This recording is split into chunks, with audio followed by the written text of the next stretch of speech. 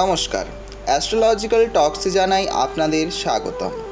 আপনার রাশি কি বৃষ, সিংহ, মকর কিংবা মীন? ব্যবসায় নেই উন্নতি, শুধু ব্যয় ক্ষতির মধ্যে দিয়েই চলছে ব্যবসা? তাহলে এই ভিডিওটি আপনাদের জন্য। বৃষ, সিংহ, মকর ও মীন রাশিগুলির কিছুদিন ধরেই আর্থিক অবনতি এবং ব্যবসায় দেখা যাচ্ছে খারাপ অবস্থা। এই গণেশ চতুর্থীতে বদলে ফেলুন আপনার এই খারাপ অবস্থাকে। করুন সিদ্ধিদাতা গণেশের আরাধনা। গণেশ পুজো সবার বাড়িতেই করা উচিত। এখন আমি বলবো, যাদের ব্যবসা বাণিজ্য একেবারে লাভে যাচ্ছে না, কোনোভাবেই উন্নতি হচ্ছে না, তাদের জন্য এদেরকে গণেশ পুজো কিন্তু নিয়ম মেনেই করতে হবে। গণেশ হলেন সর্বপ্রথম পূজনীয় দেবতা। তিনি জ্ঞান, ধনসম্পদ, বাণিজ্য, ঐশ্বর্যের ফলদায়ক ঈশ্বর।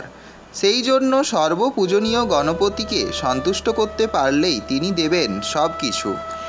এই গণেশ চতুর্থীর শুভ মুহূর্তে সকলেই সকালেই বাড়ির উঠোন, তুলসী মঞ্চ, বাড়ির সমস্ত জায়গা ভালো করে পরিষ্কার করে সদর দরজার দুই পাশে দুটি জলপূর্ণ ঘট, আম পল্লব ও ঘটে সিঁদুর দিয়ে ঘটগুলিকে স্থাপন করুন। সিঁদুর ও তেল দিয়ে মেরে দরজায় স্বস্তিক চিহ্ন অঙ্কন করুন। সদর দরজা থেকে বাড়ির ভেতর পর্যন্ত, পুজোর স্থান পর্যন্ত কোনো আবর্জনা, জুতো থাকবে না।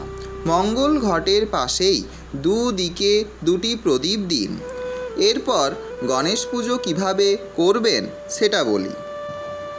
বাড়ির ভেতর যদি মন্দির থাকে খুবই ভালো, না হলে বাড়ির ঈশান কোণে গণেশের ছবি বা মূর্তি স্থাপন করবেন।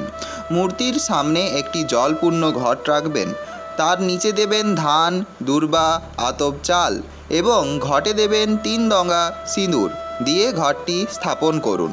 ঘটের ওপর ডাব বা নারকেল বা কলা দিয়ে দেবেন। তার ওপর গামছা বা ধুতি দিয়ে পৈতে দেবেন। এছাড়াও ডাবে দেবেন 3 ডগা সিঁদুর। এরপর ঘটের ওপর বেলপাতা, লাল জবা, গাঁদা ফুল দিয়ে মন্ত্র পড়ে ঘটটি স্থাপন করবেন। শ্রী গণেশের কপালে তর্জনী আঙুল দিয়ে সিঁদুর দেবেন।